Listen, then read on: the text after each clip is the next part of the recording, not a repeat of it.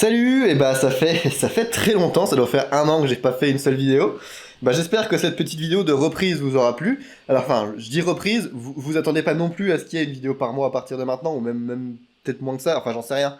L'idée c'est juste que déjà j'ai un script qui est prêt, donc j'aimerais quand même reprendre les vidéos. Je me suis même d'ailleurs fabriqué un petit fond vert un peu à la mano, histoire de plus avoir à aller dehors tout le temps pour faire les vidéos. Alors je ferai probablement toujours des morceaux dehors, mais l'idée c'est quand même que je gagne un peu de temps en faisant les choses en intérieur. Donc voilà, il y aura une vidéo dans les prochains temps qui sortira. Je dis prochain temps, ça peut être quelques semaines comme quelques mois. Je n'en sais rien, vous attendez à rien. Mais la raison pour laquelle je fais une petite fin à cette vidéo, c'est pas juste pour vous dire un petit coucou, même si bah coucou quand même. J'ai deux choses à dire. Déjà, si vous avez envie de suivre un petit peu ce que je fais malgré tout, j'ai ouvert un compte Instagram Cosmonaute Fantôme, que je vous le mets en description, parce que bah, j'ai pas rien fait pendant cette dernière année. Hein. J'ai quand même continué à faire de l'astrophoto. Et je me suis même mis au parapente d'ailleurs, c'est un peu pour ça que j'ai plus trop de temps de faire des vidéos, parce que bah, le parapente ça prend beaucoup de temps, mine de rien, puis je fais plein d'autres trucs en même temps. Donc bah, il y a un compte Instagram où vous aurez des photos astro et un peu de parapente, si ça peut vous intéresser, bah, allez voir ce qui s'y passe. Deuxième chose, je me suis dit que ça pourrait intéresser certains d'entre vous de savoir comment j'ai fait ce timelapse avec une lente rotation.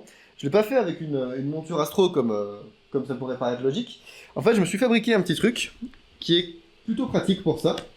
C'est cette petite monture ici. Alors cette petite monture, c'est vraiment entièrement du bidouillage. Hein. Bon, déjà, l'axe ici, c'est purement et simplement un manche à balai. Je me suis d'ailleurs même pas fait chier à enlever la marque du truc pour vous dire, donc c'est très simple.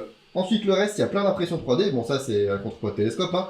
Le reste, c'est plein d'impressions 3D, parce que je me suis acheté un petit jouet comme ça, qui permet de faire des belles petites pièces en plastique pour faire un peu ce que j'ai envie de faire. Donc vous avez plein de pièces imprimées en 3D. Ce qui tient l'appareil photo, c'est pareil, c'est une pièce en 3D.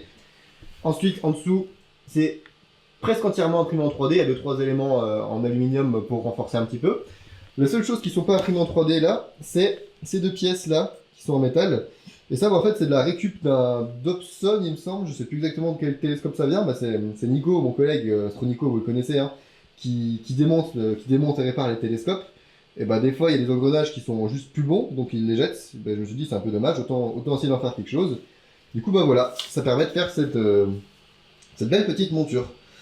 Pour le reste, l'idée, c'est que bah, vous vous dites que j'aurais peut-être pu faire ça tout simplement bah, avec une monture astro classique, hein, comme celle-ci.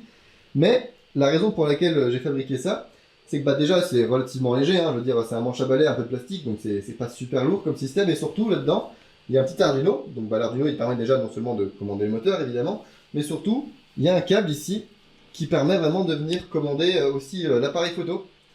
Et du coup, en fait, ce que je peux faire, c'est faire une rotation. Déjà, je peux faire une rotation à la vitesse que je veux, mais je peux faire une petite rotation. Puis ensuite, pendant que c'est stable, déclencher l'appareil photo. Comme ça, bah, le paysage reste bien net. Et pour que les étoiles soient nettes, bah, je règle le temps de pause. Puis ensuite, je redéclenche la rotation. Et ça permet vraiment d'avoir une rotation dont non seulement je peux vraiment... Je pète la gueule. Je reviens une seconde. Je disais donc, avant que le micro se pète la gueule, ça permet vraiment d'avoir non seulement une rotation dont je peux choisir la vitesse, mais aussi voilà, de déclencher quand je veux, de choisir le rythme de déclenchement de l'appareil photo, tout ça. En fait, ça fait à la fois monture et déclencheur, un peu comme le fait la Star Adventurer d'ailleurs. Donc voilà, en tout cas, ça marche plutôt pas mal. Le timelapse est vraiment joli, avec non seulement un effet de rotation, mais un petit effet de parallaxe aussi, qu'une monture n'aurait pas permis, puisque bah, l'appareil photo se déplace vachement, puisqu'il est au bout d'un manche à balai en l'occurrence. Du coup, ça fait que les éléments du premier plan ont un petit effet de parallaxe que je trouve assez joli.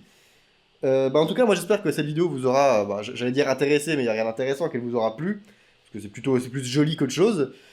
Et donc bah voilà, si vous voulez voir un peu ce que je fais en attendant la prochaine vidéo, allez faire un petit tour sur mon compte Instagram. Et sinon, bah on se dit à la prochaine pour la prochaine vidéo qui parlera de caméra, qui parlera de caméra si jamais ça intéresse certains d'entre vous. Donc voilà, allez, salut les gens, à la prochaine.